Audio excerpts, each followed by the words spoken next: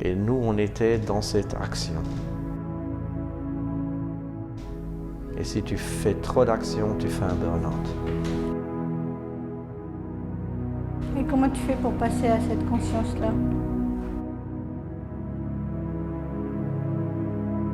Il faut prendre du recul. Tu dois vraiment prendre du recul. Ce qu'on doit vraiment comprendre, c'est on ne nous a jamais éduqués en tant que créateurs. Toute l'éducation est une éducation de devoir. Où depuis la naissance, toutes tes expériences quotidiennes sont dans le devoir. Tu n'es pas une autorité. Tu es toujours obéissant. Obéissant à tes parents, puis à un prof, puis après à ton chef. Obéissant à un système, une organisation, une administration, etc. Ça veut dire que les premières années de ta vie, tu viens façonner, vraiment façonner, comme un être de devoir, un être obéissant. Et ça te fait plaisir de faire plaisir. Parce que tu te reconnais quand tu fais ce qu'on te demande de faire. Et qu'est-ce qui se passe? Ces informations-là, ce mode de fonctionnement est complètement imprégné dans ton être. Dans tes cellules physiques, dans tes émotions, dans ton mental. Tu es dans un système où tu vas faire plaisir aux autres, obéir aux autres. Et donc, tu n'as pas du tout la compréhension de ton pouvoir de création. Ça n'existe pas. Mais on nous a éduqués comme ça. On nous a éduqués comme ça. C'est un niveau de conscience où on t'a dit que le créateur, la créatrice, est en dehors de toi, est au-dessus de toi. On a montré le ciel avec Dieu, au niveau des religions, au niveau de tout système, les parents, le maître, le patron, comme celui qui dirige à l'extérieur de toi. C'est-à-dire que dans toute notre compréhension, on sera dans un fonctionnement d'une personne qui va suivre ce qu'on lui demande, qui va suivre les directives, qui va suivre les autres, qui va faire le programme qui ne vient pas d'elle, mais qui vient de l'extérieur. Et l'éveil, vraiment, c'est le jour où tu as saisi que le Créateur n'est pas à l'extérieur de toi, mais qu'il est à l'intérieur de toi. Que c'est toi, que c'est une autre facette de toi. C'est-à-dire que tu as la capacité totale de faire ce qu'on te demande de faire, de suivre où on te demande de suivre, et tu as aussi la capacité totale de faire quelque chose qui n'a pas été demandé, qui va juste te faire plaisir. Par exemple, comme un artiste qui va faire un tableau parce que ça lui plaît. On ne lui demande pas de faire un tableau. Ou quelqu'un qui va jouer de la musique parce que ça lui plaît. On ne lui demande pas de jouer de la musique. Et donc, il se passe là une vraie révélation, un vrai éveil, lorsque conscient que tu as les pouvoirs de création, tu commences à utiliser ces pouvoirs de création de manière consciente. Et toute ta vie est changée. Mais comment devenir perception a créateur changé. quand on a tout le temps suivi, soit dans la religion, soit tes parents, soit pour se faire aimer, il faut être d'accord avec tes parents, il ne faut pas sortir des sentiers battus. Comment C'est un processus. C'est déjà de le choisir. C'est de dire, voilà, je choisis pour moi de faire évoluer ma vie, de modifier mon processus. C'est comme si tu as fait toujours une chose d'une certaine manière, puis tu dis maintenant je vais la faire d'une autre manière. Donc c'est de prendre conscience que tu as le pouvoir de tout transformer dans ta vie, mais vraiment de tout transformer. Tu peux transformer ton corps physique. Si tu fais des exercices de souplesse, du yoga, il va devenir plus souple par exemple. Si tu fais des exercices musculaires, tu auras des gros muscles, il va devenir plus fort. Mais ton mental, tu peux le transformer en la même chose. Tes émotions, tu peux transformer en la même chose. C'est-à-dire que tu as la possibilité, du moment que tu te mets à faire attention à ton fonctionnement, à le fonctionner radicalement, mais il faut l'avoir choisi soi-même. Si tu ne choisis pas de faire évoluer ton fonctionnement, tu vas continuer dans tes habitudes. Le choix doit venir de soi. Et si maintenant tu fais ce choix, après c'est de te dire, voilà, qu'est-ce qui fondamentalement va te plaire, qu'est-ce qui fondamentalement va te faire plaisir, qu'est-ce qui va te permettre de te réaliser au plus profond de toi. Et le plus profond de toi, c'est cette capacité de créer quelque chose et d'observer, de vivre ce que tu as créé. Tant qu'on est enfant, on va vivre des actions, mais on n'est même pas vraiment conscient qu'on vit ces actions, parce qu'on ne les observe pas vraiment. Et l'éveillé, qu'est-ce qu'il va faire? Il va faire la même action en l'observant, en jouissant, en profitant de cette action. Et au-delà de ça, il va savoir que cette action, au départ, c'est lui qui l'a créée et qui peut la modifier à chaque instant.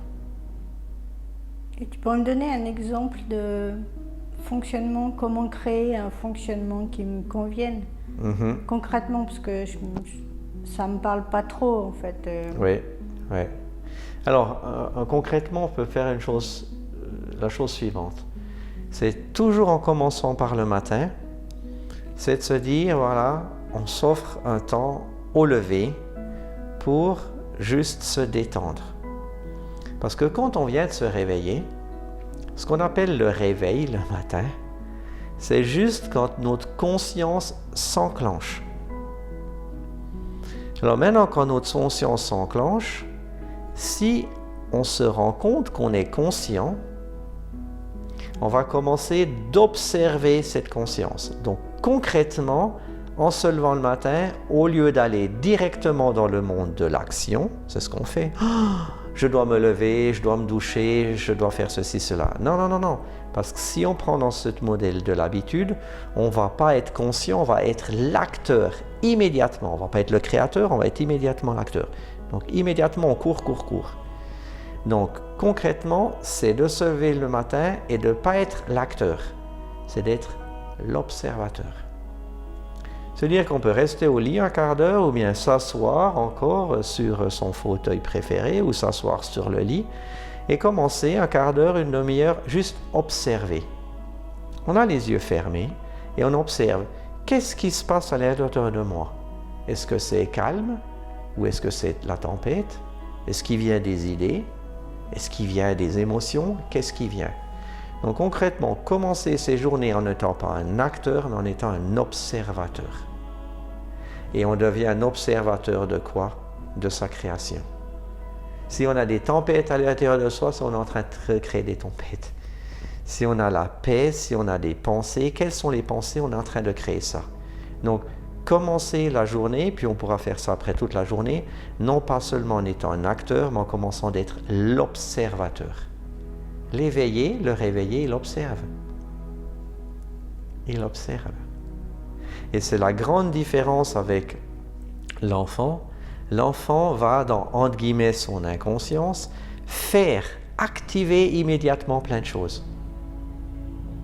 Et après l'adulte, éveillé, il va faire aussi, mais en observant ce qu'il fait, en profitant de manière consciente.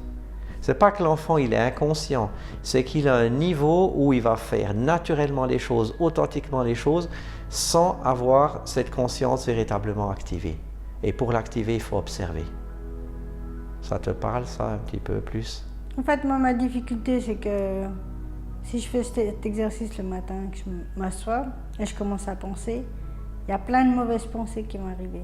Ouais. Il y a plein de... Ça va me procurer une gêne. Ou il y a des choses que j'ai enfouies, par exemple, qui vont ressortir. Oui. Ou de la tristesse. Oui. Et après, je ne sais pas comment gérer ça, en fait, tu vois. Oui. Parce que si je me lève le matin, ben, je vais faire mon sport, je m'occupe toute la journée, je n'ai pas à faire face à tout ça. Toutes ces pensées, ce doute, la peur. Oui. C'est ce que font la quasi-totalité des gens. Ils se sauvent, ils cherchent à s'échapper de leur être créateur en étant des acteurs. Mais en réalité, de voir ces pensées qui viennent, c'est le jackpot. Parce qu'en observant les pensées qui viennent, les sentiments qui viennent, c'est que ça te permet de prendre une distance avec ces pensées, ces sentiments. Et de te dire, j'ai des pensées qui viennent, je les possède, je peux en faire ce que je veux. J'ai des sensations qui viennent, j'ai des sentiments qui viennent, je les possède, je peux en faire ce que je veux.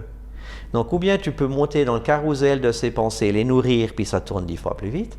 Monter sur ce carrousel des émotions, les nourrir et ces émotions tournent 10 fois plus vite. Ou alors, tu augmentes la distance en prenant du recul. Il y a une pensée qui vient.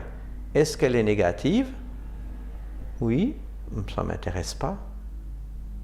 Amenez une autre pensée. Une émotion, elle vient. Est-ce qu'elle est négative? Oui, ça ne m'intéresse pas. S'il vous plaît, une autre émotion. Donc, qu'est-ce que tu as? Tu as la possibilité, du moment que tu vois toutes ces pensées, ces émotions qui arrivent, de ou prendre de la distance, t'en éloigner, ou de t'en rapprocher, de les nourrir. Prenons un exemple. Tu as une très belle pensée. Ah, aujourd'hui, j'aimerais bien aller, par exemple, me promener, il fait beau aujourd'hui. Admettons que c'est samedi matin, dimanche matin, ou quoi que ce soit. Tu as du temps à toi. Qu'est-ce que tu vas faire? Tu vas avoir d'une énergie positive que tu auras nourrie. Parce que tu dis, ah, cette pensée d'aller me promener me fait plaisir, me fait rire, me fait du bien. Et donc, tu vas pouvoir la nourrir en disant, bonne pensée, positive, ça me fait plaisir. Où c'est que je pourrais aller me promener? Au bord du lac, à la montagne, avec qui? Tout seul ou avec quelqu'un? Et qu'est-ce qui va se passer? Du moment que tu auras, toi, fait le choix entre une pensée positive ou négative, toute ta journée sera changée. Toute ta journée sera changée. Et qu'est-ce qui va se passer dans le temps? Dans le temps, tu vas prendre l'habitude d'observer tes pensées, tes sentiments, et de les trier. Et de ne nourrir que ce qui va te faire plaisir, que ce qui va te donner des bonnes émotions, un bon ressenti. Mais ça, on ne l'a jamais fait. Et c'est pour ça que dans les journées de tous les jours, on fait plein de choses qui ne nous conviennent pas. Parce qu'on a couru instantanément pour nous sauver de notre pouvoir de créateur, de créatrice. Quand tu as compris que tu as ce pouvoir de création à l'instant présent et pour l'éternité, et que tu commences à l'utiliser, tu ne dis pas le pouvoir il est là-bas, l'autorité il est là-bas, Dieu il est là-bas, ou je ne sais qui, je ne sais quoi est là-bas, mes parents, mon chef ou tout, non. Tu te dis c'est moi qui ai le pouvoir de créer ma vie, et donc j'observe mes pensées, j'observe mon ressenti, et je ne vais nourrir que ce qui va me faire le plus de bien à moi et aux autres. Ça va peut-être pas marcher en un coup, mais à force de le faire chaque matin, puis durant la journée, toute ta vie, ça va se modifier parce que tu ne passes plus dans un mode acteur automatique comme un automate, comme un robot, mais tu viens à un mode créateur qui va créer une vie qui va pouvoir activer en observateur avec tout le plaisir que ça va lui donner. Donc on peut dire que la vie que j'ai aujourd'hui, c'est moi qui l'ai créée. 100%. Par mes pensées. 100%. Et malheureusement, cette vie qui est créée par des automatismes. On ne va plus observer, on ne va plus même y réfléchir, on ne va même plus avoir cet aspect critique. On va laisser les autres, ce qu'on appelle les autres, décider des choses comme ça. Et ce mode automatique doit être modifié en un mode d'observation et de nouvelle création. Donc on peut dire que si j'ai que des pensées positives, je vais créer une vie meilleure? C'est exactement ça. En n'ayant que des pensées positives, tu vas te créer dans ta vie des expériences positives. C'est un exemple tout simple. Si aujourd'hui tu penses « je vais aller me promener », la probabilité est très élevée que tu ailles te promener. Si tu penses « je dois aller travailler, je dois faire ceci », La probabilité est très élevée que tu devras aller travailler, tu devras faire cela. Donc en réalité, tes pensées vont créer un environnement différent, des expériences différentes.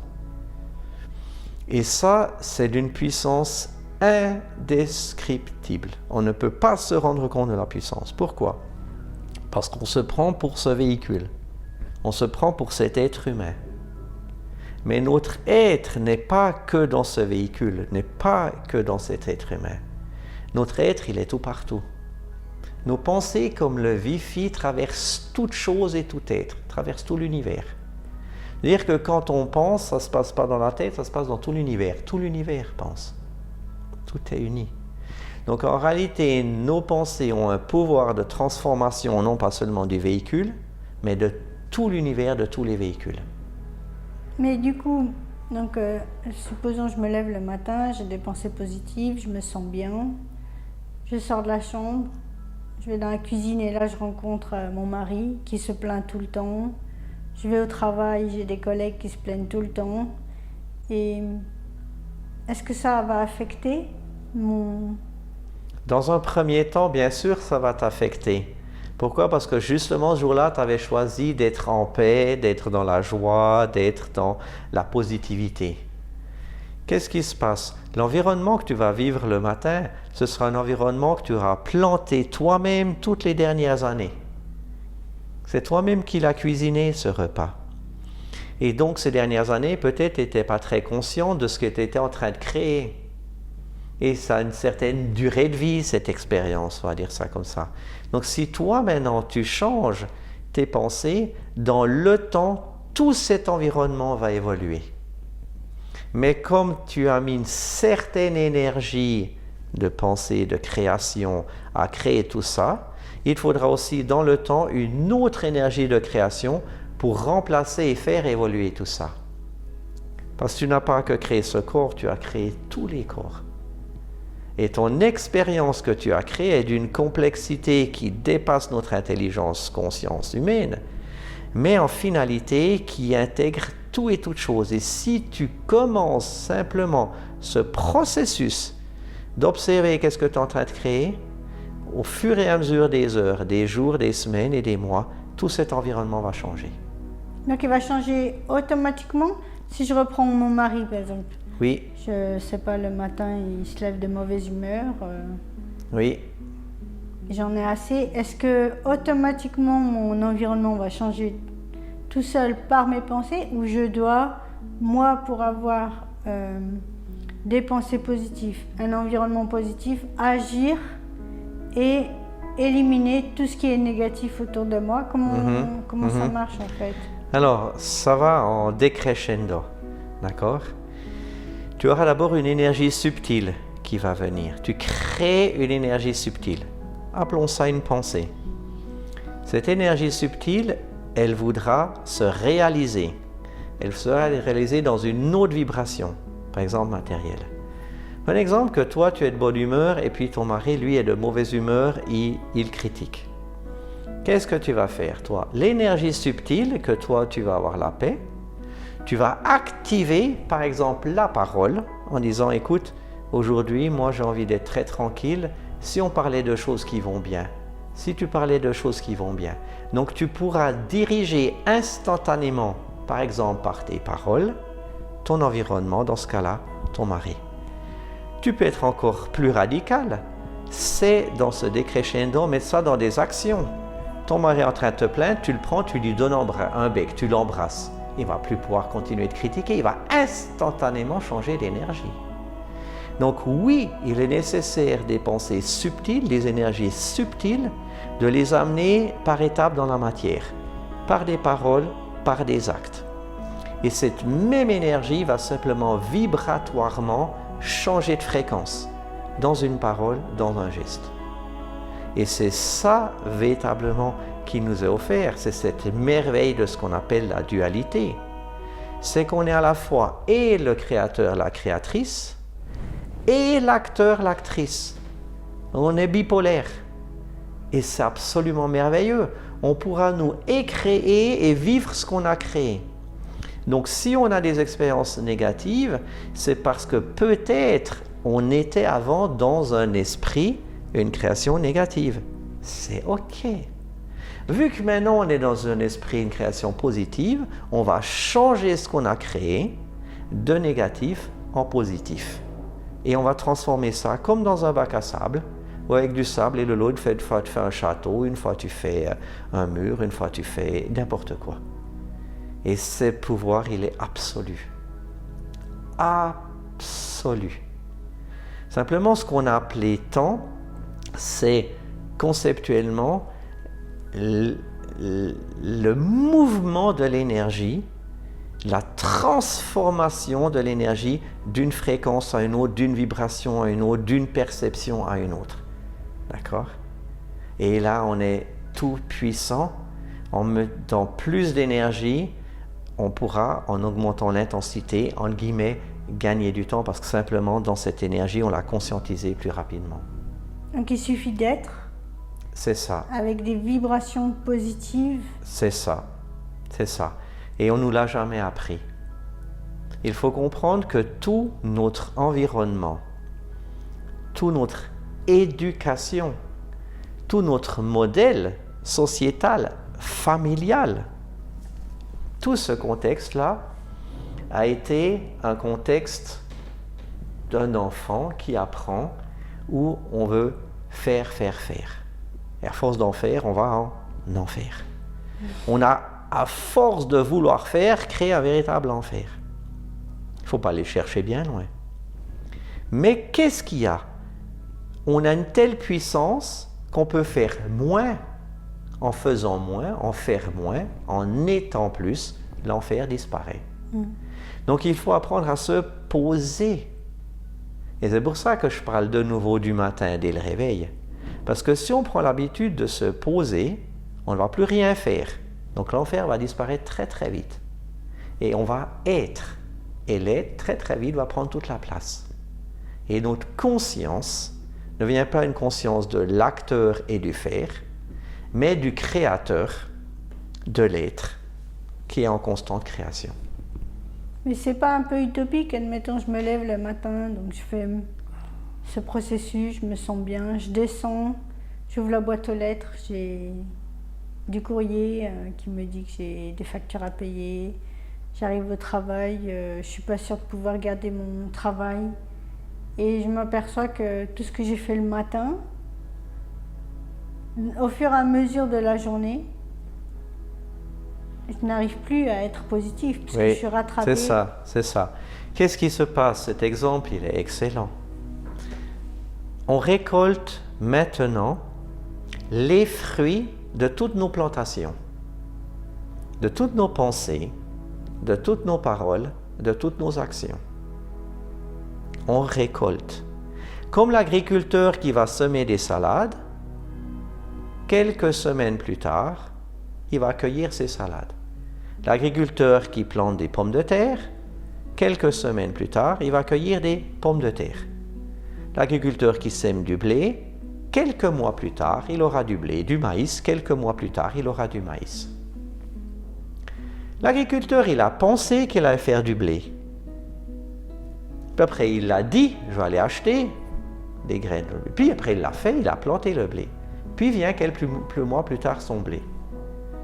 Tout ce qui va arriver dans ta boîte aux lettres et au travail, etc., c'est tout ce que tu auras activé sur ces plans, des pensées, des paroles et des actions dans ta vie. Simplement, cueille ce que tu as planté. Si tu peux rien faire, tu vas le mettre très vite au déchet, au compost. Mais consciente que tout ce que tu récoltes, c'est toi qui l'as planté, aujourd'hui, tu commences de planter autre chose. Instantanément. Tu dis, ok, du maïs, j'en ai assez, maintenant je vais planter autre chose. Ou des ronces, j'en ai assez, des problèmes, j'en ai assez, des difficultés, j'en ai assez. Donc j'ai assez de pensées problèmes, de pensées noires et de paroles négatives et d'actions qui viennent dans ce sens-là. C'est-à-dire qu'en te rendant compte que tout ce que tu récoltes aujourd'hui est le fruit de ton propre, pas travail, mais de ta propre création. Ce qui est dans ta boîte aux lettres, c'est toi qui l'as créé. Si elle fait une facture, c'est que toi, tu as créé quelque chose qui allait créer une facture. Si vient le journal, c'est que toi-même, tu t'es abonné par exemple à un journal. Donc, qu'est-ce qui est génial? Quand tu vas au travail, c'est toi qui as signé le contrat pour ce travail. Tout ce qui nous arrive à chaque instant n'est que le fruit de notre propre création. Simplement, parfois, le fruit vient très vite. Un champignon, il vient en une nuit. Et parfois, ça met des années. Si tu veux un pommier avec des pommes, entre le moment où tu plantes le pommier et que tu as les pommes, il se passe au moins 5-6 ans. Donc les fruits du jour, ce sont des fruits que peut-être tu as plantés la veille, ou il y a 3 mois, 6 mois, ou 3 ans, 6 ans, mais sois sûr que c'est toi qui les as plantés. Donc tu es en train de dire que tout vient de la pensée. Pas que de la pensée. Au-delà de ça, tout vient de l'être. Et la pensée n'est qu'une des projections de l'être. Qu'une des projections.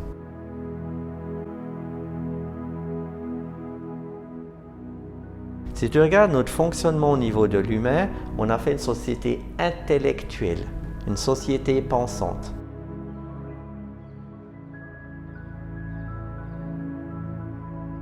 Donc la pensée est un outil extrêmement puissant de création.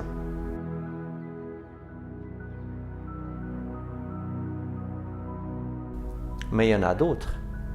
Il y en a d'autres. Il y a l'instinct qui ne pense même pas.